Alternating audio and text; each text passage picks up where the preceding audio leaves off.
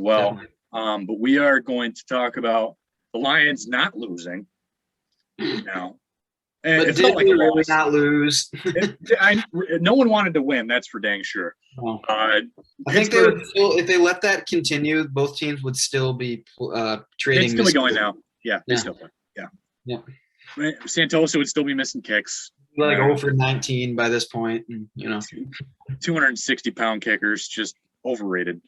Yeah, that was a frustrating game to watch. It was almost laughable at some. Like I was frustrated, and then by overtime, and the first couple drives for them, I was just like, all right, everything else is just funny now because nobody wants to win this game.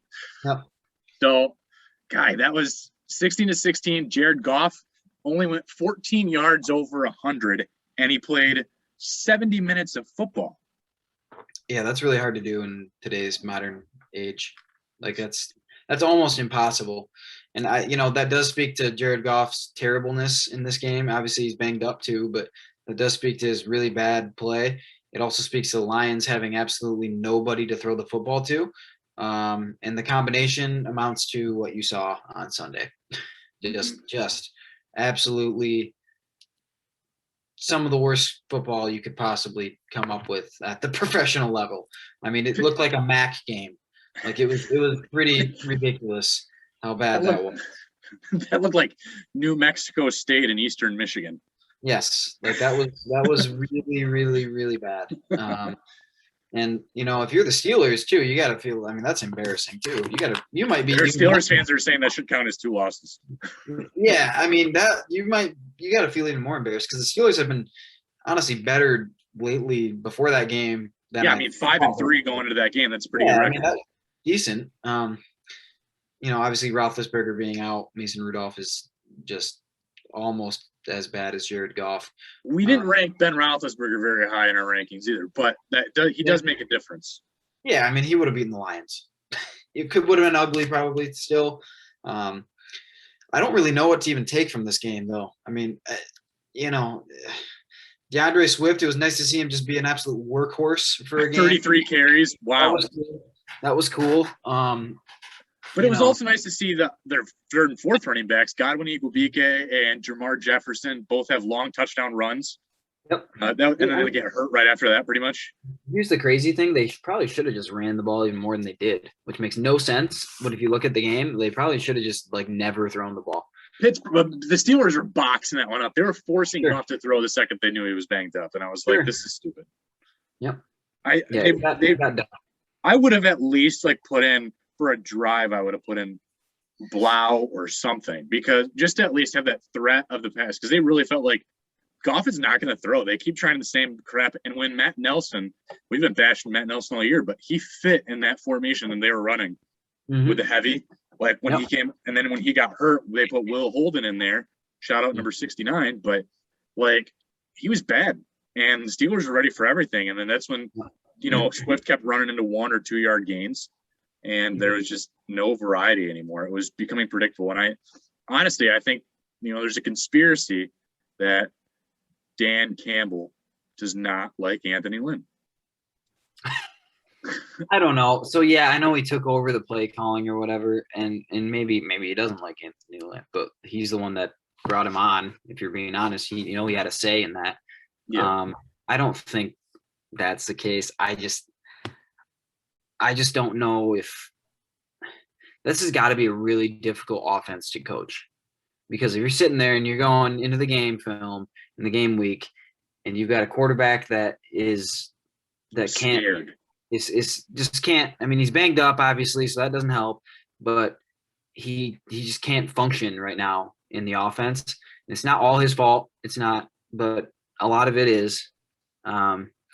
Actually, I wouldn't even say most of it's not his fault, if we're being completely honest. But I would say a third of it is his fault, right? And then the other stuff is just, your stuff you're just going to have to deal with this year just because of organizational failures of the past. I don't know how you'd sit there and coach this team and scheme something up. It's you literally have a quarterback that can't really function and isn't doing anything really well right now. You've got two backs that have been in and out of the lineup being banged up. They're your two best players. You've got a tight end that's probably going to be doubled every time he runs out for a pass route because he's your only legitimate threat downfield. And yeah, they don't have any receivers. Like, I've never seen a team with this bad of a receiving core. Well, now they have Josh Reynolds. They're saved.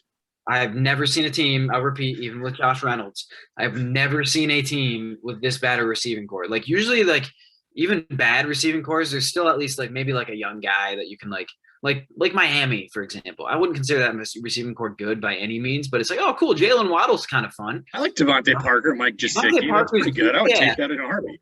Oh, I would too. But I would take like Alabama. I would take Cornelius Johnson and Roman Wilson. I would. That's a stat. Mike Sanders still at him. Legitimately nothing there. I've never seen that this bad in the NFL. Like there were Patriots teams back in the day, you know, maybe their first championship when they had like Troy Brown and Deion Branch, and those receiving cores were way better than this Lions team. What is the war on specific quarterbacks if, you know, wins above replacement? What are we looking at if Tom Brady or Lamar Jackson, two different style quarterbacks, but like if we had either one of those guys, what kind of dubs are we looking at? I think we have three. I think even with the best quarterback in football, I think we can top out at three still. I think we're looking at 3 and 5, 3 and 6. Three or 4. I think Stafford gets us 2. Stafford would have us 2 right now. Yeah, 3 or 4 maybe. I mean, you just don't have any weapons, and not. You know, we talk about Brady all the time when he has no weapon. In the past, he's had no weapons and has done well with it. But even this would be the worst receiving core he even had ever had with New England. And he's had some bad ones. Where he's thrown to like David Givens and like some guys that like had one okay career. Like, yeah, I mean, there's been some bad ones. But yeah, I don't know if he could even make these guys look good. If they had like a Lamar Jackson in there, I mean, that'd be kind of fun because he could probably figure out some things, you know, with the run game and whatnot. But I mean, 3 or 4 wins tops, I'd say. Yeah. I guess 4 could happen. I for sure think even if Roethlisberger was healthy and Stafford was the quarterback in that Steelers game, I think the Lions win that game. Sure. I think obviously the 66-yard miracle field goal. I think any quarterback wins that game. Like that's just a miracle loss. That's essentially what that was. Yeah. There's one other. I don't know. Those are the 2 that first jump out to mind. But even the Vikings game that we lost on a heartbreaker, I think we win that one. There's a couple games early on where we were in it too, and who knows with a better quarterback. You know, Goff was actually playing relatively okay then too. But you know, if you got a guy that's going to kind of take it over the top, then maybe they win a few of those games. Yeah, I mean, now you sit here though, and again, this is kind of where, you know, when we were talking to Jeff about the Lions, like he pointed out this game being a win. It wasn't, so it was a tie. It was a tie, so it wasn't a loss. But you know, I mean, 0-15-1 is looking, or 0-16-1, right? Yeah. 0-16-1 is looking more and more into play. So I think we get a dub. I think we do. But I 1-15-1 sounds a little more. That's like, probably what's going to happen.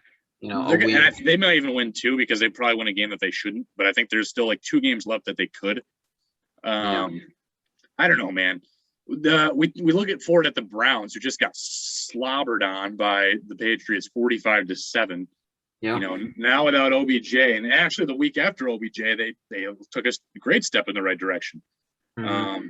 You know, I think the big thing is the running back injuries. Dearness Johnson had to take the start again. Mm-hmm. In that game, Baker Mayfield threw 73 yards, touchdown and a pick, and then Case Keenum also played half that game. Mm-hmm. So it didn't go well. Dearness Johnson was also their leading receiver with 7 catches. We kind of look forward to that game, though. It's an away game in Cleveland. To me, just after they get blasted like that, I don't see that happening. No, I don't. I could see us being a better game than we anticipate, though. I think a lot of people are just writing it off as we're gonna get creamed, and I think it's a 1-score game. Yeah, I think they lose by 10 or 13 or something like that in the end. But yeah, I mean, I don't think it's going to be a blowout, but it'll be just because even the way the Lions play offense is they keep it low possession. They rarely are going to get blown out. I honestly, truly believe that they are actually rarely going to get blown out. The Eagles game notwithstanding, I doubt they're gonna just completely get ran out of the building. I mean, it could happen. It wouldn't surprise me, I guess, but I don't think it's gonna be as bad as some people think it's going to be.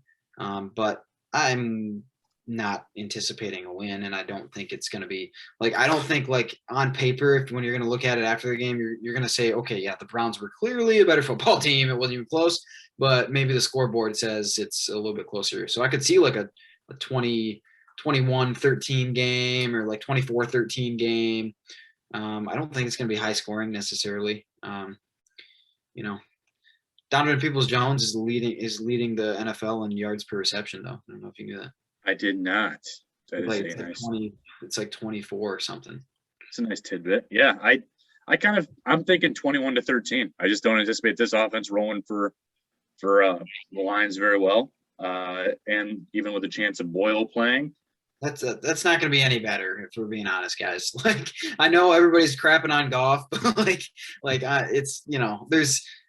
there is a reason Jared Goff still played last week, even though he was clearly hurt, and it's because he was still a better option than Tim Boyle last week.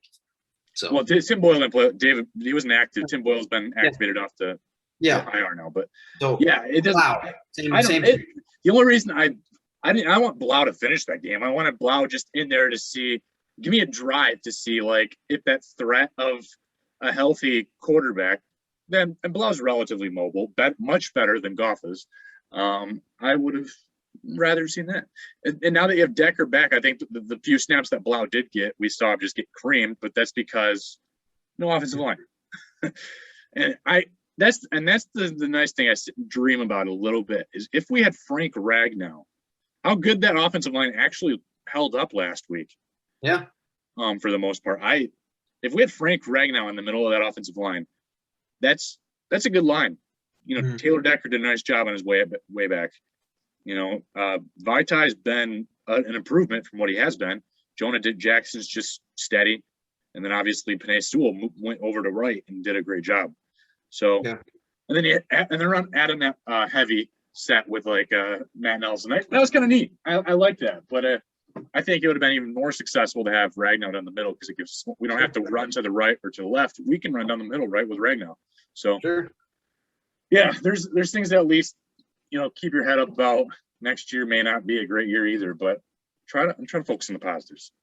I don't think next year will be a great year either, but I think you and I both have kind of said that wasn't really going to be a great year. You're hoping for improvement, but not enough in this upcoming draft, or not enough. There's so much wrong right now that I think it's if you want to see it all the way to fruition, I think it's a 5-year rebuild. I really do. If you want to see it all the way to the end. Now, that is I'm talking where you're you got a chance to compete for NFC North titles. I'm not saying they can, hopefully compete for the playoffs by year 3 or 4, but I'm talking where you're legitimately a good football team and a force to be reckoned with. You've got to have 7 wins in year 3. That's, to me, that's where I'm at right now. If you get 7 wins in year 3 or 7 or 8, I'll take it. Something to build off of. I'll take it. But yeah, next year, obviously this roster's so bad now, it's not going to get that much better in 1 year. Yeah, best case next year is 4. And I haven't even seen the schedule yet, but it's 4. Okay. It doesn't really matter. There are not any more than 4 worse teams in this team next year already. I don't even care. Yeah. So yeah.